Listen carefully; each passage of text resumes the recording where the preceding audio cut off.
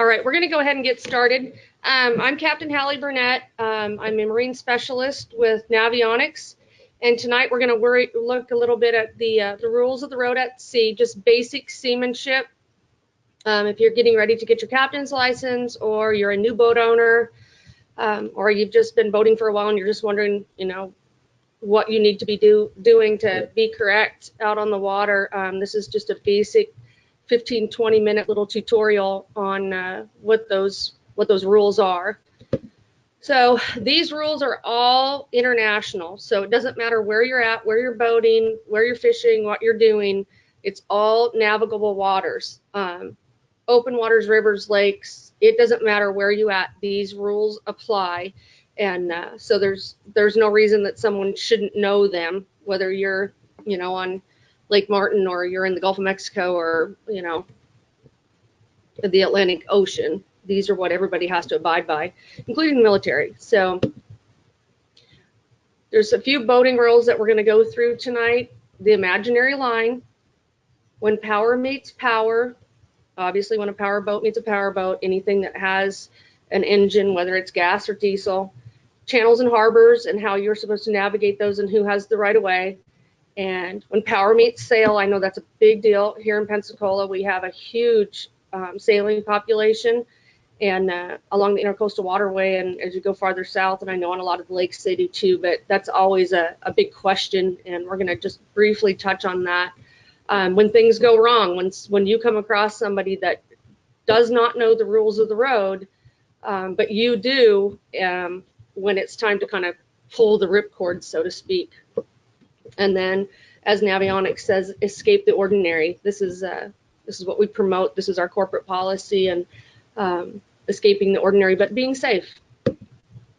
So in the boating rules, the waterways are spaces where the lanes are not marked, just like on a highway, but there's a right place to be. So, and you'll see as I go through this, always think right, just like, the internet. If anybody's internationally watching this in Europe, obviously there's different driving rules there, but in the North America, South America, it's, drive on the right side of the road. So you'll see as I go through this that the rules of the road on the water are very similar. There's just no line in the water to tell you where you need to be in a safe lane. And again, there are rules that apply to boats on the water, just like cars on the road. It's important to learn these rules to avoid collision and maintain your safety and the safety of others on the water. Super important. There's a lot of people that buy boats that don't know this and don't take the time to research it, but there are rules, and you can get a ticket. I mean, that's why we have water safety individuals out all the time. All right, so the imaginary line. I'm not going to try to bore you by reading this, but it's super important, and I've highlighted. You'll see everything when I talk about starboard, it's in green, the right side. Green means go, starboard right. And I know it's confusing for a lot of people, but if you always remember that, you have lights on the front of your boat, one's red, one's green. That's the starboard side. Port is left, and that's in red. So you'll see that theme throughout this webinar, talking about how to remember, and it's especially important when it's foggy or rainy, or the weather's bad, or it's dark, that when you see those lights on that boat, like somebody that you encounter in the water, what side you're facing and what the rules are. So on the water, there are no lines to indicate which side of the channel you should be. This can result in boaters not realizing that should be keeping to the right side or starboard side of the waterway. That can be in the main body of water, the river, intercoastal harbor, or a bay. Look over the body of water that you are operating in, and then place an imaginary line down the middle of it, just like a highway. Keep to the starboard right of the imaginary centered dotted line. Keep a proper lookout forward from the stern, back behind, for your starboard and port left. Don't forget the other side belongs to the vessels traveling in the opposite direction. So just like they can't cross the center line on a highway, just like you can't. It's a very simple example, but that's in a waterway, if it's channel or whatever, that you'll see what I'm talking about. The green is starboard and the port side is right. Stay to the right side. If everybody goes right, nothing will go wrong. It's a simple lesson that's just a little thing to keep in mind when you're on the water. Always think right and nothing will go wrong. And if everybody keeps that in mind, our waterways will be much safer. So these are the giveaway rules to remember. This is where it gets complicated and people don't understand what giveaway and stand ground are. So we're going to just talk about that briefly. So when two power boats meet, you're approaching head on, both vessels should alter course to starboard right to pass to the port side left. Okay? If each boat goes to the right, when you're passing, you're meeting head on, you want your red light and their red light to be the ones that cross each other. Green stays on the shoreline like grass. Just think about that too. That's another easy way to remember it, that the green light side of your boat should be the closest to shore and the red should be towards offshore, the middle. So if a power-driven vessel approaches on your starboard right side, they have the right of way. When they're coming on your right side, stop, slow down, or alter your course to keep out of their way. Give way, which your give way, because you're giving way to the right, and stay to the right. The give way vessel must take early and obvious action to avoid collision by either stopping or altering course to the starboard right. Again, green, go right. And I can't repeat that enough, how important that is to remember to stay to your right. And I'll have a graphic of this when I get through this next slide. So if a power-driven vessel approaches on your port side left, you have the right of way. Maintain your speed and course with caution. If it becomes obvious that the other vessel is not going to give way, then you should take the necessary steps to avoid a collision. If there's no alternative, don't turn to port. Ever turn to port to avoid a collision if you have the right of way. You're gonna be run a bigger risk of having an accident if you steer to the left, because all boaters are being trained in this from the Coast Guard, and the young kids that are coming up, you have to have a boater safety card. Turn right, turn right, turn right. So this is what I was talking about on your stand-on vehicle. So if you're boat A and you come up on a boat and you see their red light or their port side, you have to give way, which means you give way to their safe travels and their stand on. They need to continue going in a safe course.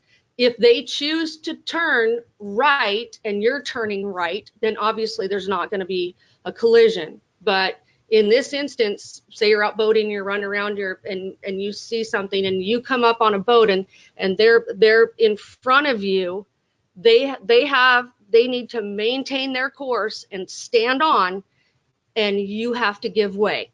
So that's what the stand on and give way means when you're boating. So again, it's the red to red. You always have to remember that when you're passing a boat, it's red to red. And then again, your greens will be towards the shore, obviously, in any situation. Okay. Every vessel, power or sail that is overtaking must keep well clear of the overtaking vessel. If you are overtaking, if you're approaching another vessel anywhere in a 135-degree sector at its stern. And again, I have a graphic for that. Okay. So you're in a channel, you're coming up on somebody. That's the 135-degree sector. Don't run up on the back of them, because if they slow down, boats don't have brakes. You need to be very mindful to not run up too close on the back of another vessel. So if any vessel approaches your stern, say you're in this instance, you're the boat in the front, maintain your speed and course and proceed with caution so they can overtake you safely. Don't slow down. Don't speed up. Acknowledge them, wave them past, whatever, but maintain your speed and your course. Don't turn left or right, just keep going. That's another example of that. And you can pass either port or starboard.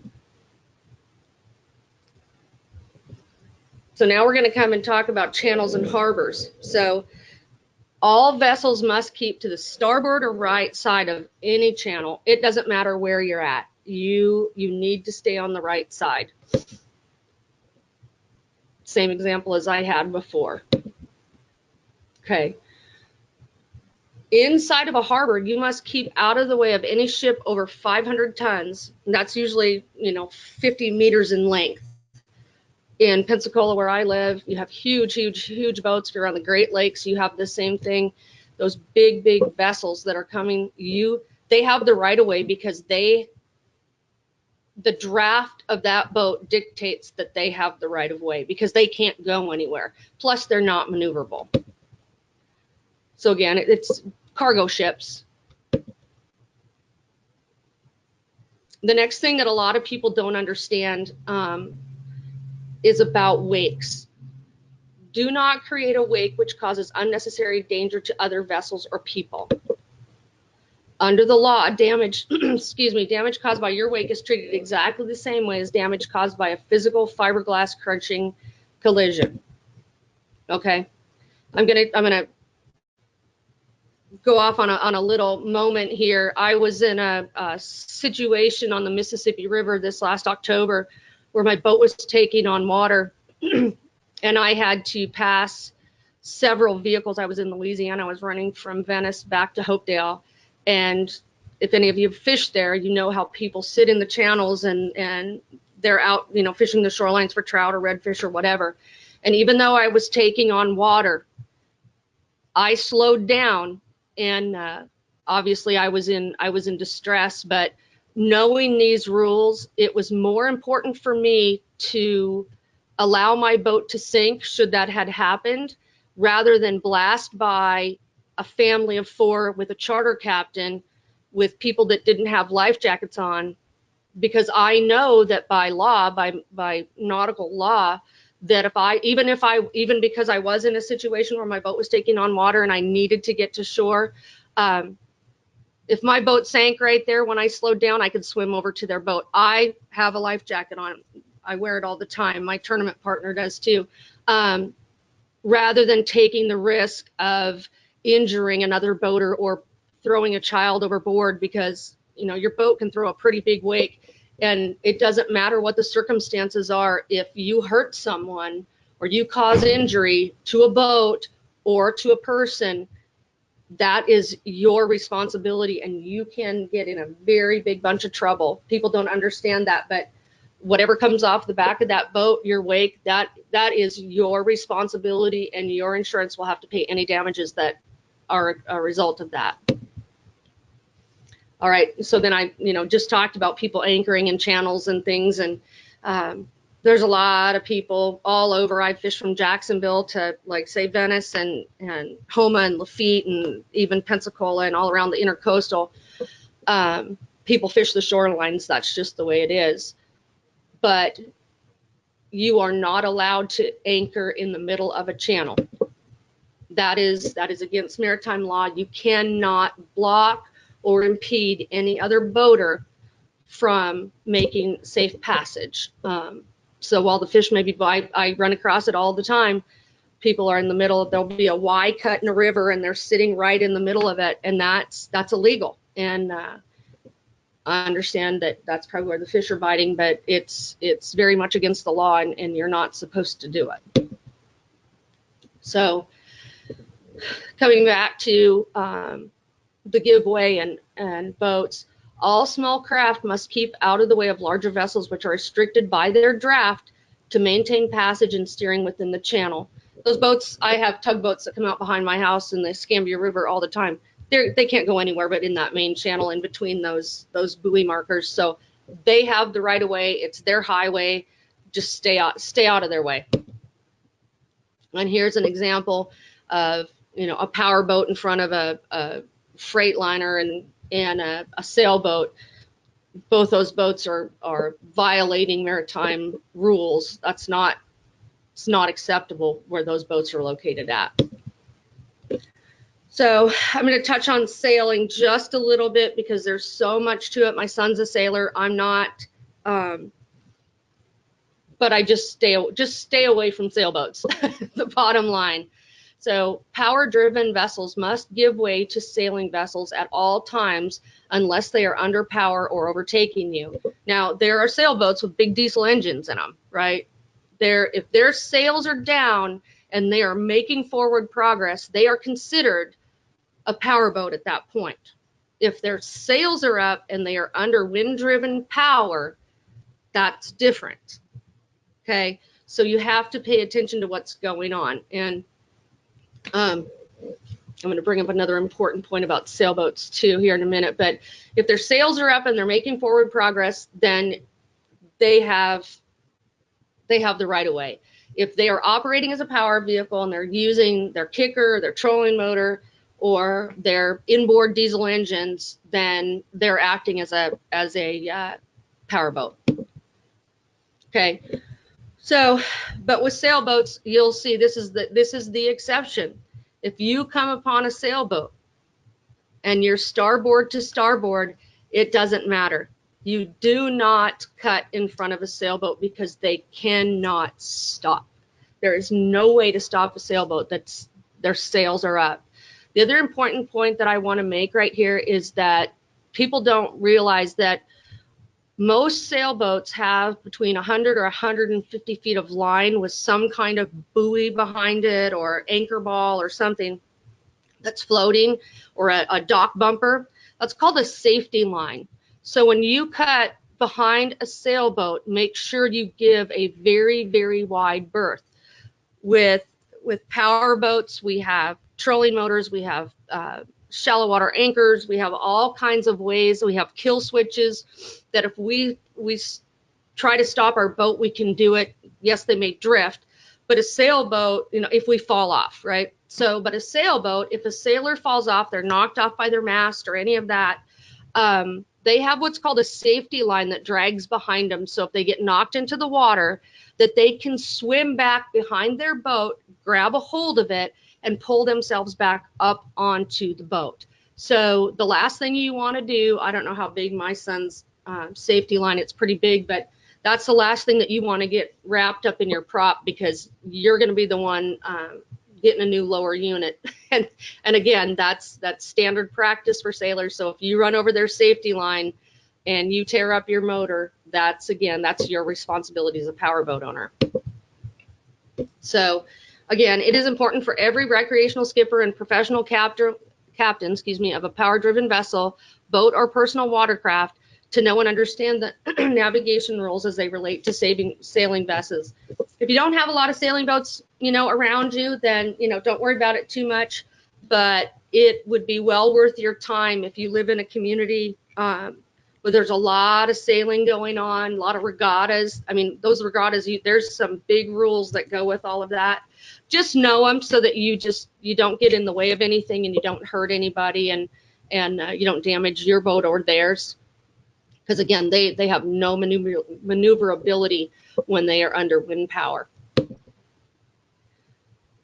And sailors also have a certain set of responsibilities too, and they should avoid sailing in a narrow channel. They have to give way to power-driven vessels restricted by the ability to maneuver in the channel. So if you're running the intercoastal waterway between Destin and Apalachicola, you will see cruisers and the people that come down the Mississippi, and they're dealing with tugboats. Most of the boats that are doing that, the sailboats, they will have alternative power sources. They're not just going to be strictly under sail. And if they come up against a tugboat or a big freighter or something, they're going to kick on those diesel engines and they're going to maneuver around them. So, but there are those that the race boats and things that they also have certain responsibilities when it comes to narrow channels of where they need to be. And this is just an example of that. And again, I like to say I'm not a sailor, but any of you that are, or you come across sailboats, just understand that they're just not maneuverable. So just give them some respect, just like you would ask. Okay, this is when things go wrong. This is just a prime example that I'm going to show you. If the giveaway vessel, remember the giveaway is the one that has to turn to the right, excuse me. has another power-driven vessel from the port side, which does not take obvious action to give way or alter course to their starboard, then the skipper of the give way or stand-on vessel must take evasive action. Okay, so I'm going to show you what I'm talking about. This is when there's 4 or 5 boats on a busy weekend come into each other. All right, so you have the stand-on boat, minding their own business, going down. There's a boat coming from starboard and there's a boat coming from port. The sea boat should turn again to their starboard side or stop and turn around and go the other way. And then the B giveaway boat should also take evasive action. So they think this is when most boating accidents happen. And in my professional opinion, the most important thing you can do is just stop. If you have a boat, a stand-on boat going, you see another boat coming from the other direction and you're going this direction, we are not mind readers. Slow down or stop or turn in and go behind the stand-on boat. Just keep your head on a swivel. But this is when most accidents happen, because the B boat and the C boat will collide, and that's when bad things happen. So just be very aware of your situation. Okay, escaping the ordinary. This is going to be my little speech on life jackets. You need to know your state laws when it comes to life jackets and safety devices. I'm going to talk about Florida license or Florida law because that's where I hold my license, my captain's license at. If you are in a boat under 26 foot and you have a child under the age of 6, you must have a life jacket on while underway. Now, while you're sitting, and that's a picture of me at the Mobile Boat Show last year, I'll be at Biloxi and Mobile again this year talking about boater safety. But if you have a boat under 26 foot and your child is under 6 years of age, it's mandatory Florida law that that child has a life jacket on when you're underway. And when I'm teaching these classes at these boat shows, I cannot tell you how many parents look at their kids and go, see, because their children want to fight with them because it's hot. They don't want to put it on. It's law that they have to wear it. Now in federal waters, which is anything over 10 miles out, a child under 13, it is mandatory that they wear a life jacket while underway unless they're below deck or in an enclosed cabin. If they're up on the top of the boat where there's any danger of them falling in and they're under 13 in federal waters, they have to have that life jacket on. Now, we'll talk about Captain Burnett's Law. This is my son, Zane, driving my boat in the Intercoastal. We wear life jackets. No ifs, ands, or buts about it. I wear Mustang Survival, so does Zane. My husband Todd has one as well. Those life jackets are not considered legitimate life jackets unless they're on. If they use any kind of a cartridge to inflate, they must be worn at all times to even be considered a flotation device. So, but they're light, they're efficient. There's all kinds of brands. West Marine has their own brand. They've got Onyx. They've got all kinds of things there. Super good. They have ones for kids. So in the summertime, it's not so hot. But if you have life jackets like that and you get stopped by Water Patrol, unless it's on, it's not considered a PFD. So just a heads up on that. But we wear ours all the time. So anyway, that's all I have to say. I know it's a lot of information. This is being recorded, so it'll be on the Navionics website. If you have any questions, you can private message me at hburnett@navionics.com. That's my email. Or just reach out on the Navionics Facebook page, and this will probably be up and ready to be viewed in a couple of weeks. Appreciate you taking your time today to listen to this. And again, you can Google all this information, and most of your state and federal agencies where you fish and boat will have pamphlets and brochures on this. So and your Coast Guard Auxiliary also teaches lots of classes, and your local West Marine we'll have classes as well that talk about all these things. So again, thank you. I appreciate it, and have a great boating season and tight lines.